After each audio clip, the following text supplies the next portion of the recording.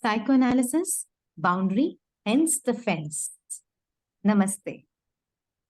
The word boundary is pervasive in psychoanalysis. Though not as popular today as it was once, it continues to be a popular concept. Exploring the world of the word boundary today with psychoanalysis consultant Dr. Himanshu Vaidya. Namaste, sir. Namaste. So how has been the evolution of the word boundary?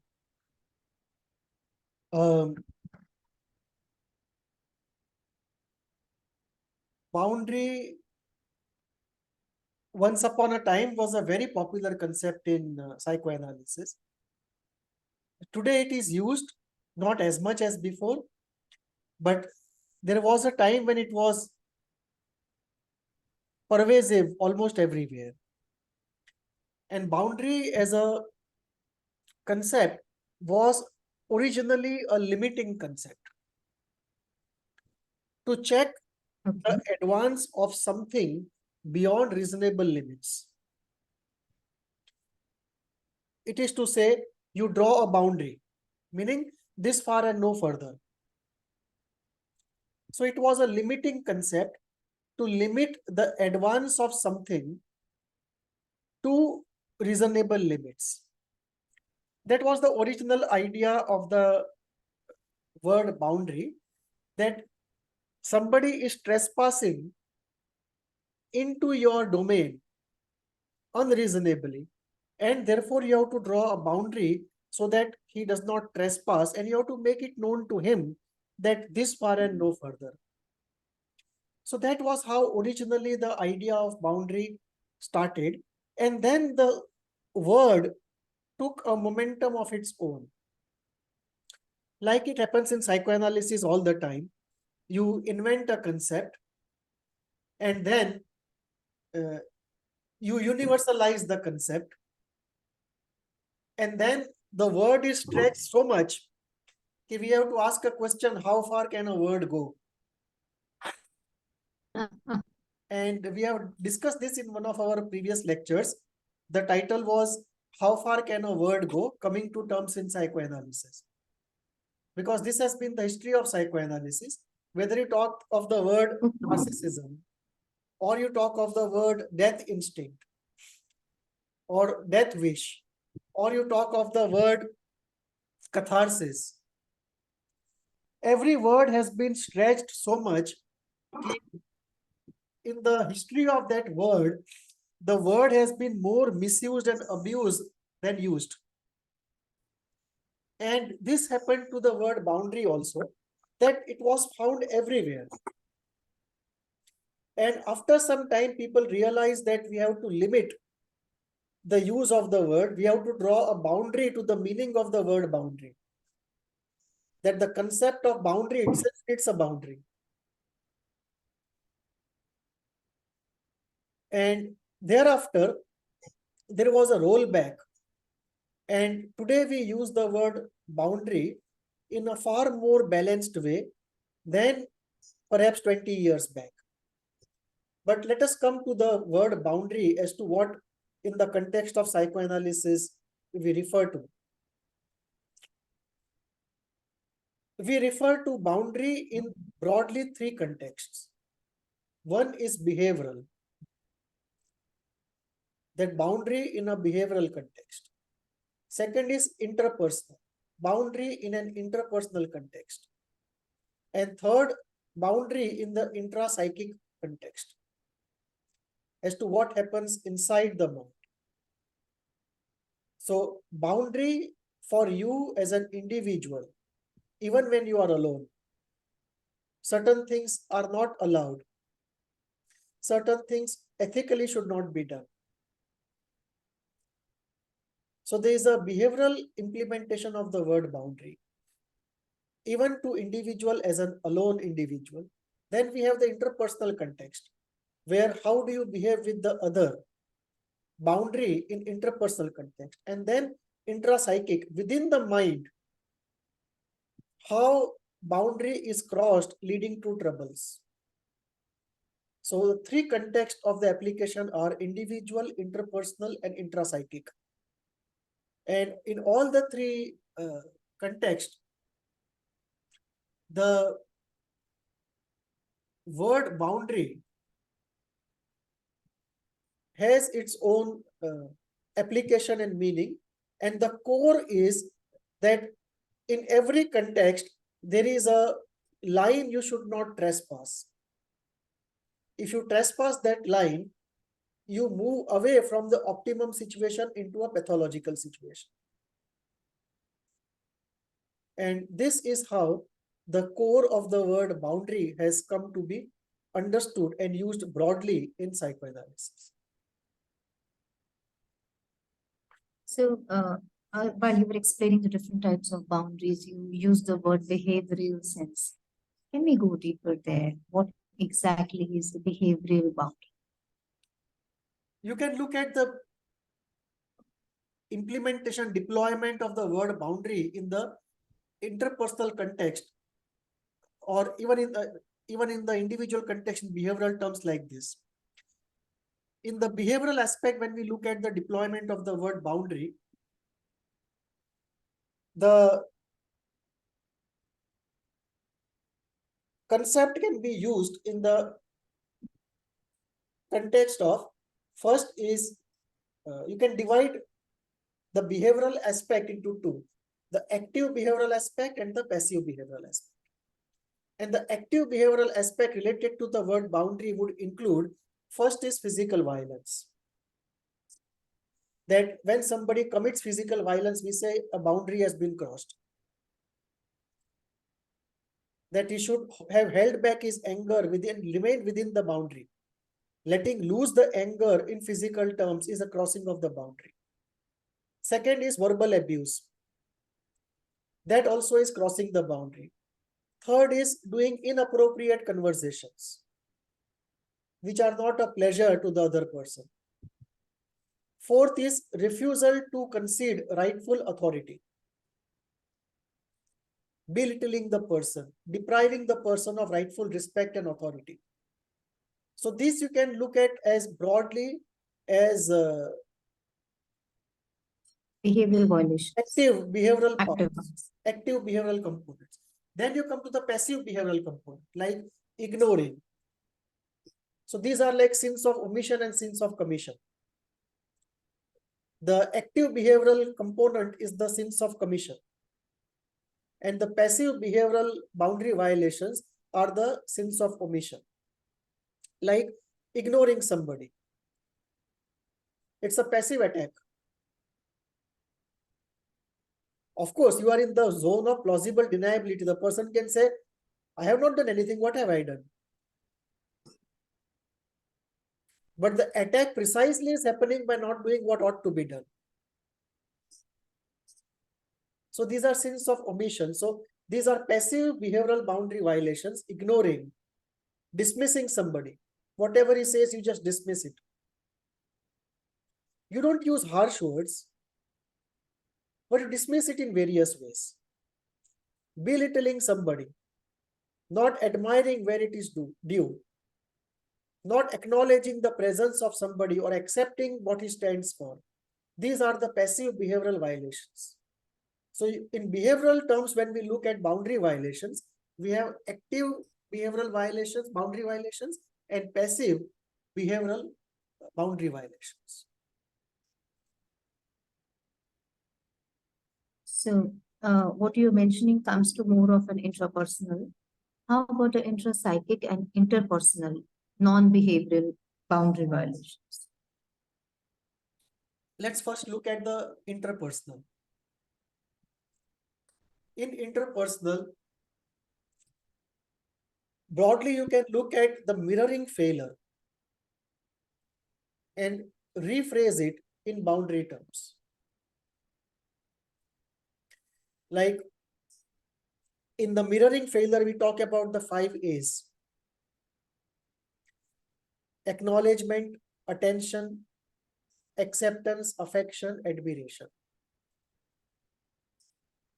So in interpersonal terms, when this is not given or given too much, there is a boundary violation.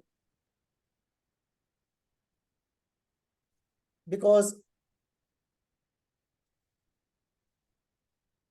the boundary violation happens on both the sides of the boundary. People usually talk only of the excess, they don't talk of the deprivation. But if you strictly apply the concept, the scarcity component also has to be covered. The relational interfering, like a father trying to influence the son's business relationships. Domination. Insistence on suprahuman ethics, which nobody can fulfill. What does that mean? You raise the bar so high of ethics and performance that no human person can meet it. And then you criticize the person or make the person feel inadequate.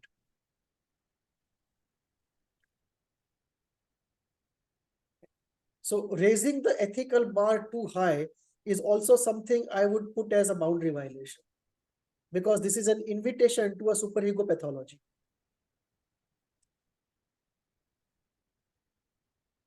Very interesting. So both too little, too much on either side of the boundary, which means that if you are not in the reasonable zone, there is some boundary violation. And that is an invitation to pathology. You just mentioned ethics. Would it be like idolization of Yeah. Say, for example, a child comes back with first rank, and the child has scored 85% and the first in the class. The child comes to the parents expecting admiration, love, praise. But instead, what the parent says is, with a very flat face, without any excitement, without any warmth, the parent says, you have done well, but you should have scored 95%. Next time, try for 95%. Now, that is raising the bar to superhuman standards. And under the guise of raising the bar for better performance, what is happening is a boundary violation and denial of mirroring.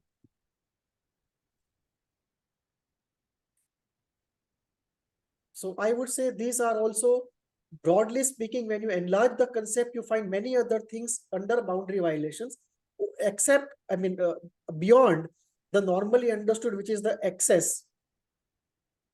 So normally in boundary violation, we talk about the physical violence and the verbal abuse. But if you actually go into the deeper part of the concept, anything outside the reasonable zone on the hypo side and on the hyper side, both are non-holding of the boundary at the right place and therefore a boundary violation. Now, when you come to the intrapsychic component, this is something which is very subtle, very deep. That in the intrapsychic boundary violation, how can boundary violations happen?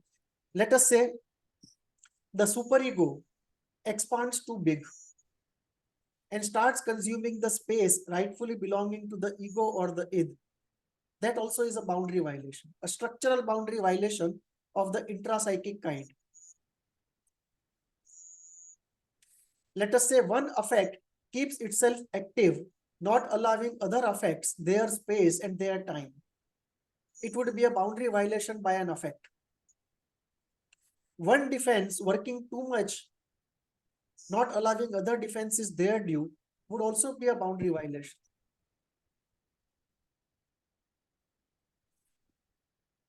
Identification problem is a very core problem of boundary violation. Like if you are used to fused relationships, it's very difficult to draw a boundary because you are used to the other trespassing into your territory and controlling you. And this is very true when you grow up with narcissistic parents, because narcissistic parents find it very difficult to observe a boundary.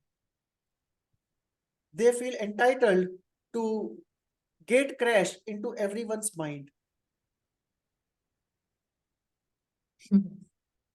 in their minds, they are emperors who don't need a permission. An emperor does not pay a toll tax. He can take his car without paying toll tax wherever he wants.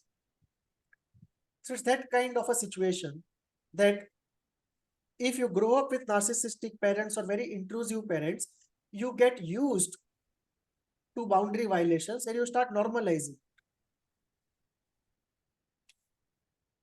You don't understand that there is a space of your own where you are the king and it's your kingdom.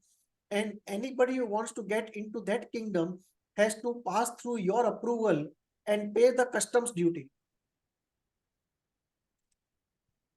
So it takes a long time for those who have grown with boundary violations to understand the fact that they have a right to boundary.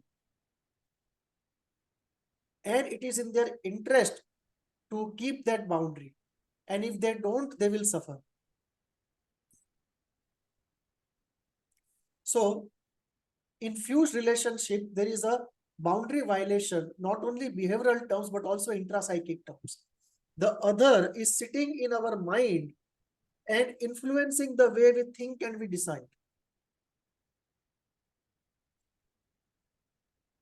So that's an intrapsychic boundary violation, that you have started getting into somebody and unconsciously affecting the way the person thinks.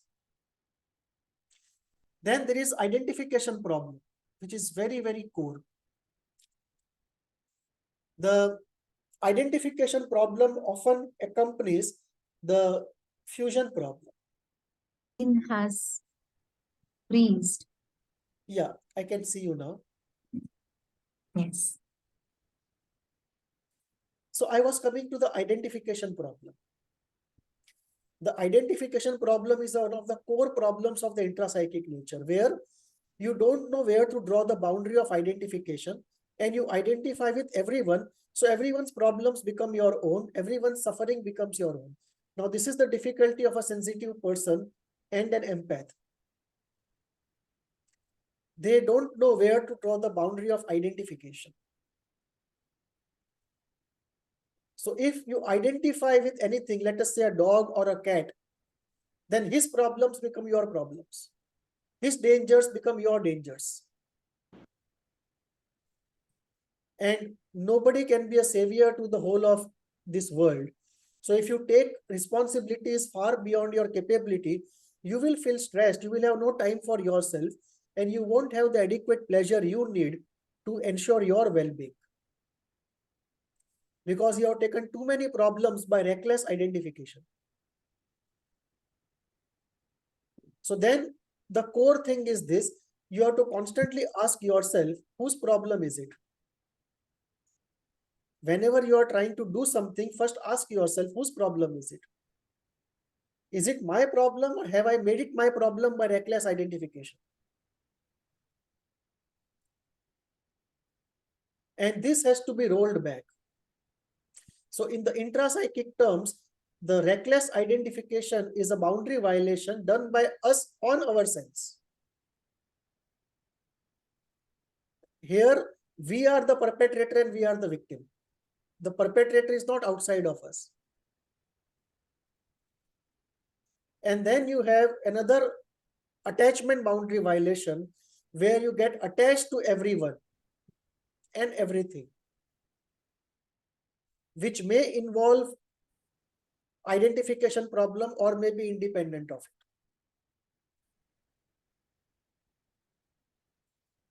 it. There is a lecture of ours called I Thrown Everywhere, which goes into how we throw parts of ourselves everywhere and we get attached everywhere. So we get attached even to our hostel rooms. If you are going every day to a bus stand, you can get attached even to a bus stand. So getting attached to everyone and everything, including non-living things, is reckless throwing of attachment, which also is a boundary violation done by us on ourselves.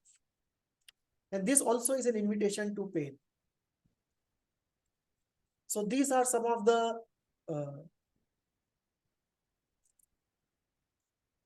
intrapsychic boundary violations.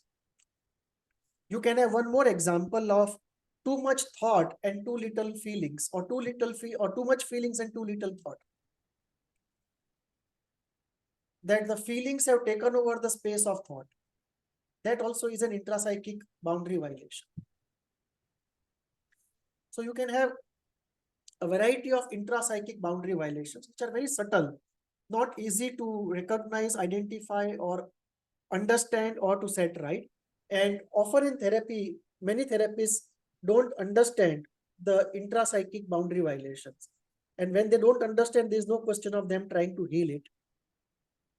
And healing also is difficult because these are very subtle things like reckless identification and boundary violation related to it, and creating a boundary related to identification, creating a boundary related to attachment, creating a boundary relating to I thrown everywhere, creating a boundary related to sensitivity and empathy, creating a boundary related to concern, so that before doing anything, you ask yourself, whose problem is it? Whose problem I'm solving?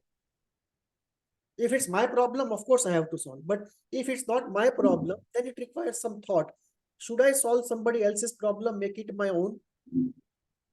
Or should I allow that person to solve the problem? So these are various aspects of the boundary concept in behavioral terms, interpersonal terms, and intrapsychic terms. Intrapsychic being the most subtle and difficult to understand, recognize, and heal. So what can be the pathologies? Of course, a wide spectrum of pathology fall under these intrapsychic, but which one are exclusively these intrapsychic pathologies? This, the person is creating bonds with non-living things also, as you just mentioned, probably the school buildings, or okay, let me give some examples. what kind of intense pathologies it can lead to? Like for normal people, it is in an optimum zone. It works pretty well considering it as a human connection and compassion.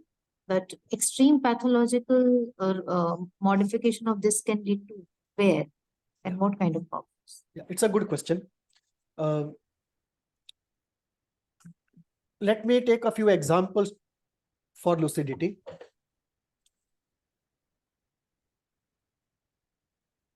In psychopathy, there is no boundary to what can be done to the other. So can you repeat that, sir? I did not understand. Can you repeat that in psychology? In psychopathy. Okay, in psychopathy. Right. Just as one problem is reckless identification of the empath. So on one end of the continuum is the empath, the second end is a psychopath. Right. So in psychopathy, there is no identification whatsoever with the other, and therefore no empathy. And therefore, it can lead to extreme sadism and brutality.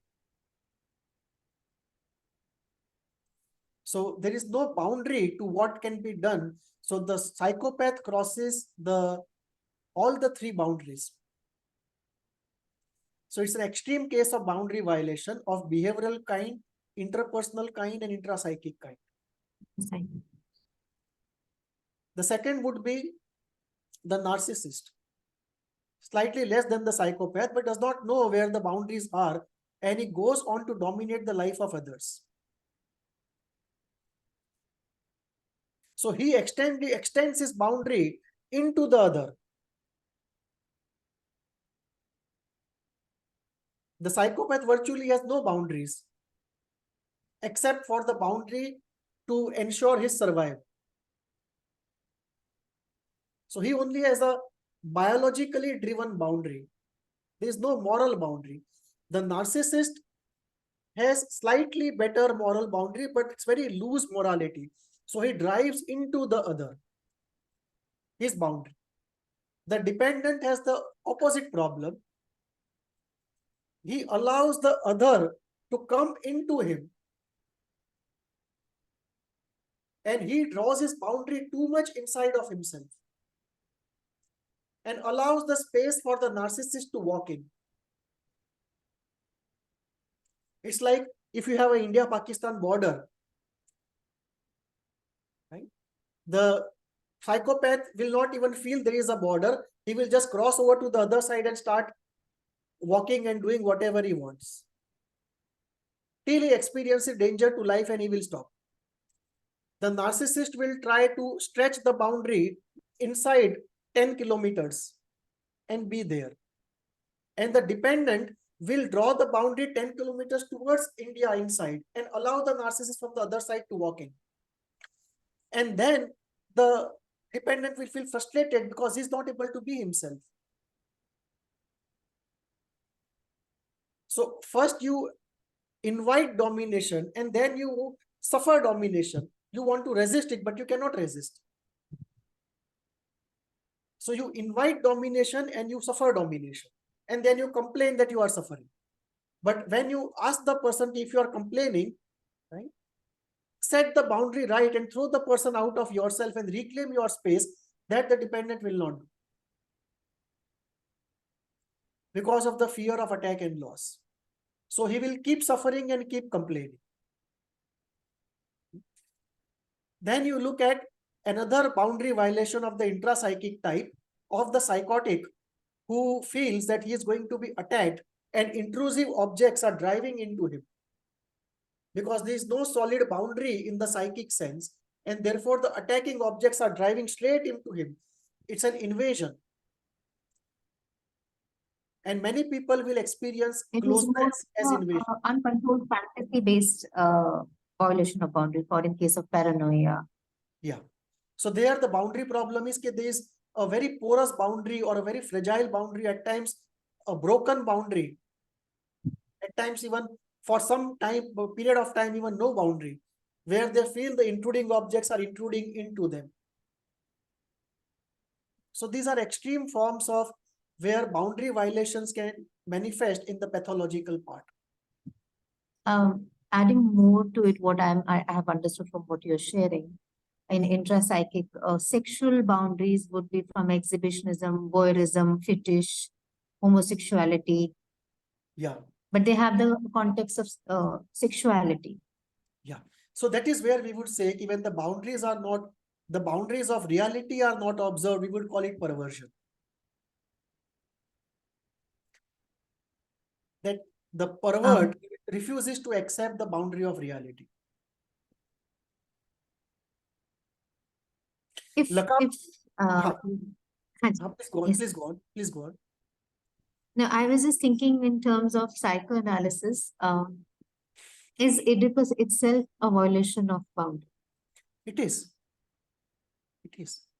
If we do not see the social context of the social interpretation of Oedipus, just go with the intrapsychic version, is it a violation?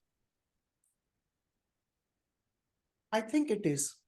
The reason being this, that if you look at client's idea of Oedipus, it's 2.5 years, not 4 years. Freud would be 4 to 5 years. Some people will go from 4 to 7 years. Some will say 5 to 7 years. But largely Freudian is 4 to 5 years, or some people say 4 to 7 years, let us say.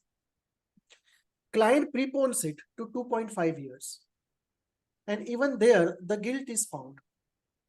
And guilt is found even before the Oedipus of 2.5 years. So there is some sense of there's some sense of an inborn guilt related to it, that somehow a part of us recognizes violation of a boundary. And it also comes out in the behavior of the mother, that when the child tries to inappropriately touch the parts of the mother's body, the mother puts away the hand or any part of the body of the child which is trying to touch it. So the mother makes it very clear that there is a boundary. So even if it is not inborn, environmentally it's communicated that there is a boundary, and despite it, if the child continues, it's a boundary violation. So does going more into a psychoanalytical concept of it, if we see primary narcissism, where it's just me, and it's just an ocean of meanness. And that is the reason why there is no boundary. Everything belongs to me and I'm expanded to everything. There's an overexpansion of self and intraside. And when the secondary narcissism hits, is that a pathological response, the secondary narcissism, to this boundary being created when there is a realization there is something beyond? Yeah, so secondary narcissism, if you look from a boundary standpoint, it is creation of a pathological boundary. Like if a normal person would have a 5 feet boundary, the secondary narcissism boundary is at 2 feet, and everything till 2 feet is filled by myself. There is no space for the other. I don't need the other is the defensive response to the rejection from the other. So it's a pathological more boundary. More of an impact, more of a impact boundary. Correct. So there the boundary, the pathological boundary creation is a response to trauma.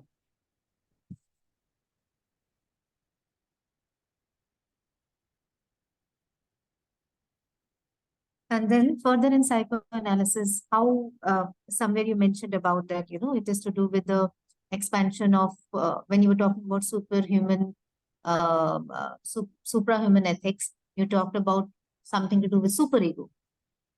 So how would you explain boundaries in terms of psychoanalytical concepts of id, superego? All the three would have to have their boundaries. Id crossing the boundary would be neurosis, psychosis, or perversion. Superego crossing the boundary would be superego pathology. Like? Superego pathology would be like some forms of masochism.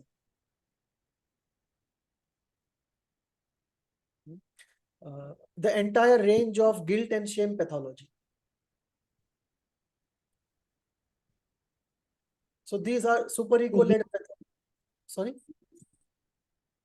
Phobias as well in extreme cases? OCD and phobia?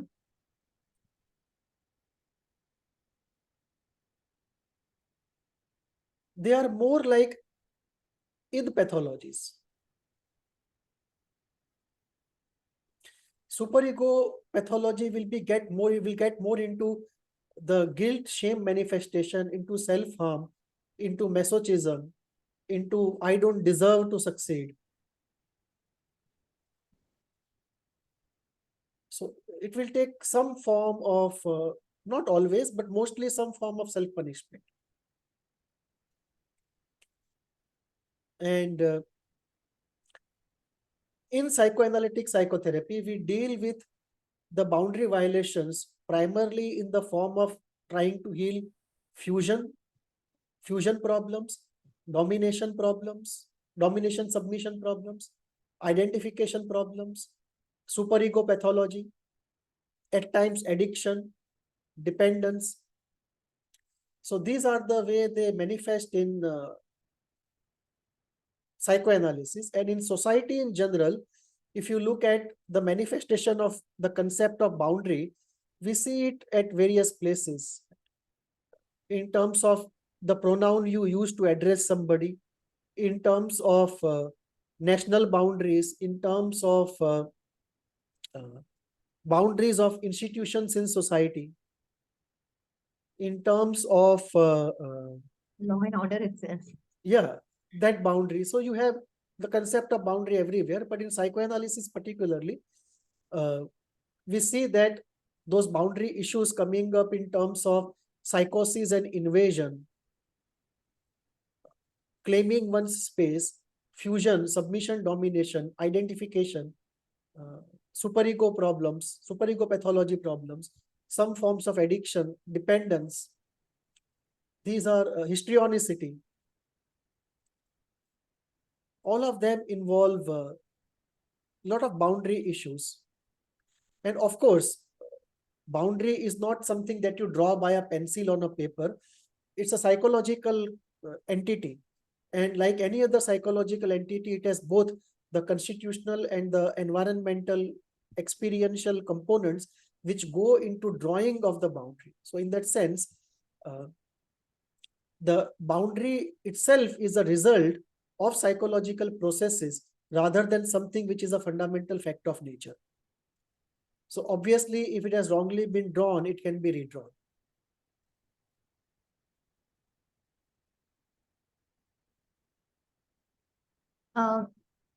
Is there a possibility? Because whenever there is a stimulus from the environment or from the intrapsychic processes, there is some effect generated. And in response to it, there are defenses or the coping strategies. How would they